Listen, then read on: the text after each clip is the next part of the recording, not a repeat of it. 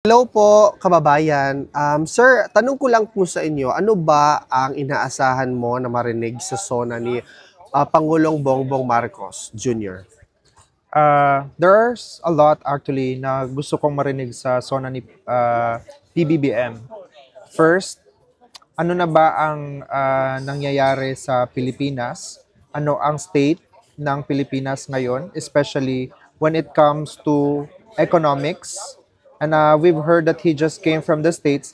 Bakit 1% lang ang nahingi niyang uh, discount from 20% na tariff? And why don't we get a discount in actually putting our products as well or putting their products into our country? So, bakit tayo lang ang magbabayad ng tariff at bakit ang US ay hindi? What do we get out of it? What is, yes, okay. Okay. Sir, pangalawang question po, ano ang nais mong maging prioridad ni PBBM sa kanyang talumpati sa SONA? I think the priority should be against corruption because that is number one question against his governance, especially also when it comes to Congress. Yun dapat ang i-address niya, lalo na yung GAA, kasi it has been there on air, hanging for quite a long time. And the allocation of the budgets as well, tulad ng flood controls, and as well as the poverty in our country. Why is it still going up until now? Sir, pangatlong tanong po, kamusta ang buhay mo sa 3 taon na pamumuno ni PBBM? Well, since I do not live in the Philippines, I can only speak about my experience as an OFW or Filipino that lives in abroad. Generally, my life is okay when it comes to my economics. However, I would always hear problems when it comes to our kababayans, especially now that the system during PBBM's administration is really topsy-turvy when it comes to, development. So, yun ang experience ko. PBBM's governance is very topsy-turvy.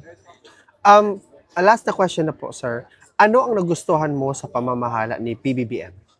Wala. So, he needs to really improve. So, that's a challenge. Thank you po. May tanong ako sa iyo. Ano ang inaasahan mo na marinig sa SONA ni PBBM? Gusto kong marinig sa SONA ni PBBM yung mga plano niya para sa bayan natin, para sa mga kababayan din natin, kung ano ba ang dapat na serbisyo na gusto niyang maranasan under his administration.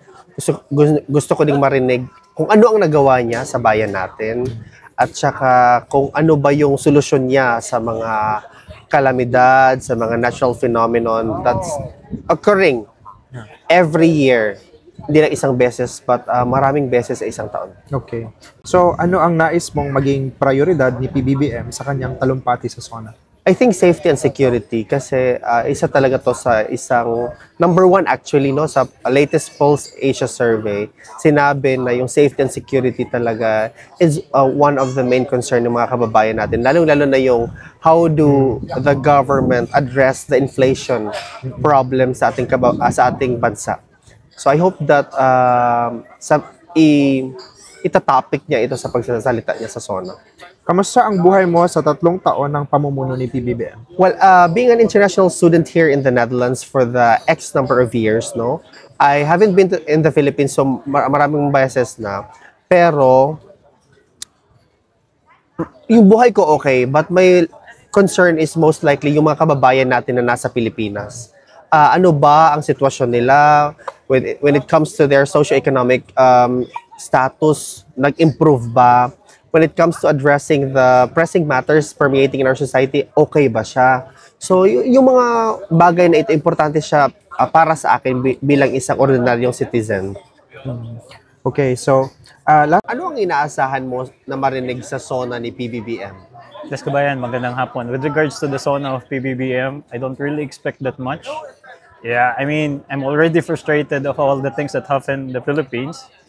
I don't know, maybe hopefully that there may be a glimpse of hope of the SONA, but I expect nothing, to be honest. Kabayan, ano ang nais mong maging prioridad ni PBBM sa kanyang talumpati sa SONA? I think should start like cleaning his like entire government. I mean, kasi corruption is the first thing to deal with. I mean, all of those things will follow pag nagawa niya yun. But eventually, I'm not really sure if it will happen. Kasi nga, 3 years na lang. So, yeah, nothing really. But hopefully, also the crime in the Philippines are higher now. So hopefully, he can manage to deal with it for the last 3 years. Hopefully. Ma'am, ang tanong ko lang po sa iyo, ma'am, ano po ang inaasahan mo na marinig sa SONA ni Pangulong Bongbong Marcos Jr.? Ang inaasahan kong marinig sa SONA ni BBM is sana magbitiw na siya. He is not doing anything for the Filipino people. Ano pong nais yung maging prioridad ni PBBM sa kanyang talumpati sa SONA, ma'am? I would like for him to present projects that are really concrete, not hidden, that the people can see. For example, what has he concretely done about flood control? What has he concretely done about supporting PhilHealth? The Filipino people are suffering because of something that is there's a missing link between PhilHealth and the Filipino people, and I have seen so many very poor Filipino people who could not even be admitted to the hospital because they don't have any money. So many Filipino people have suffered and died because of that. Ano pong pangalan nila? Ako po, si Jubilin Sales.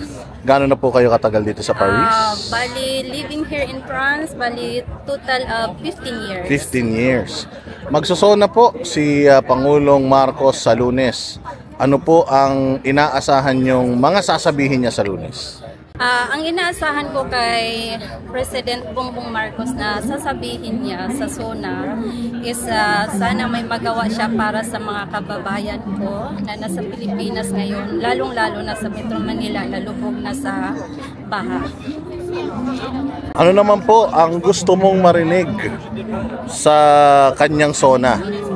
Ang unang-unang gusto kong marinig sa kanya is yung about sa corruption at lalong-lalo na yung pagbaba ng taxes natin na sobrang, pati yung taxes na yung sa long-term savings na nilagyan ng 20%, gusto kong ibaba. Yun ang gusto kong marinig para sa kanya dahil lahat ng mga kababayan na nandito sa Europe, nandito kami para magtrabaho na may kunting maipon, pero nagkataon na lagyan nila ng 20%, parang sakit din para sa amin. Magandang hapon po. Ano pong pangalan nila? Ako po si Ronald de la Cruz. Ilang taon na po kayo dito sa Paris? Almost 3 years na kami dito. Kasama ko yung family ko. And question, meron pong SONA si Pangulong Bongbong Marcos sa Lunes. Ano yung inaasahan mong mga sasabihin niya sa SONA niya? Ang inaasahan ko po ay yung puro kasinungalingan na naman.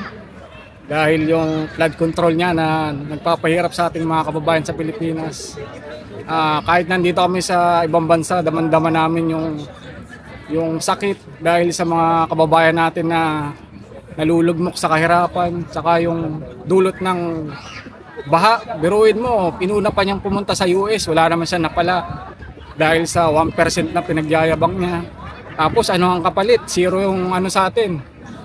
Ang US, meron tayong tariff na 19%, tapos pagdating ng produkto natin, zero tayo.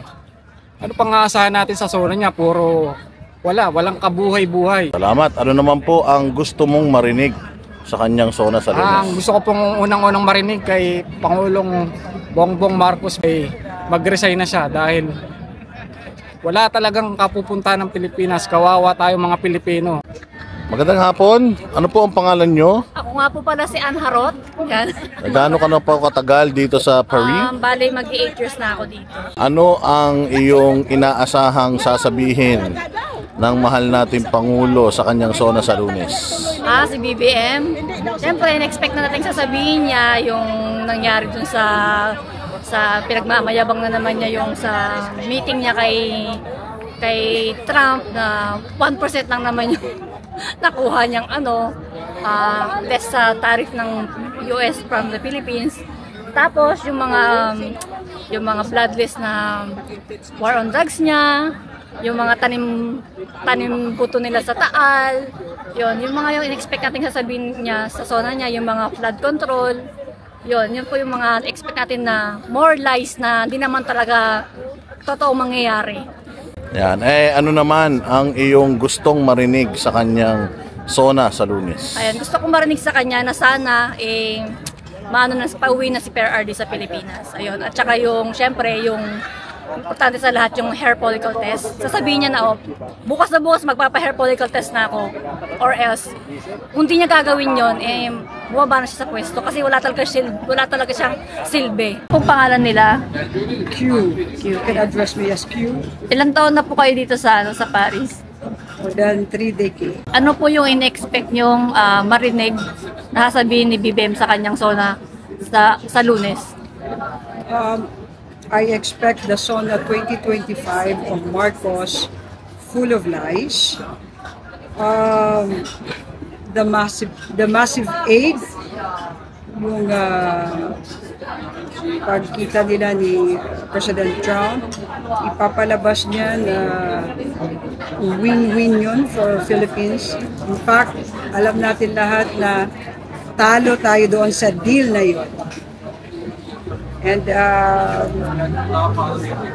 don't know, he will show the nation, iti-twist niya yun, yung usapan nila ni Trump.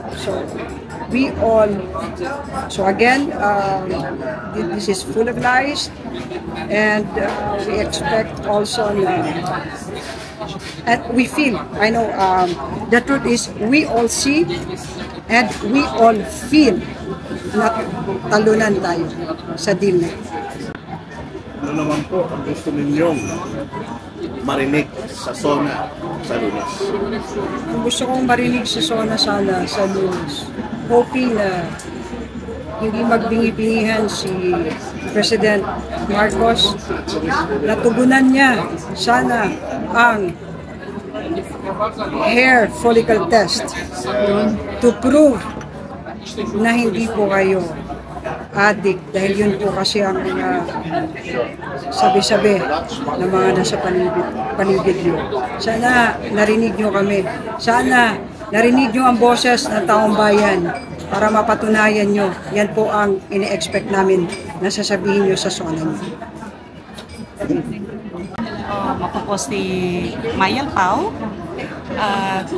Gano'n na po kayo katagal dito sa Paris? 12 years po. 12 years. Ano ang inaasahan mong sasabihin ni Bongbong sa SONA niya sa Lunes? Wala akong inaasahan kasi nag-SONA na siya last year. Ilang SONA na? 3 SONA? Pero wala naman nangyari. Puro dadalang, puro salita, pero talagang kulang sa gawa. Ano naman po yung gusto mong marinig na sabihin niya sa kanyang SONA sa Lunes? Ay, naku, inaasam-asam kong sabihin niya na I give up. Bibigay ko na kay Sara, kay VP Sara kasi yun naman talaga hindi niya deserve maging presidente.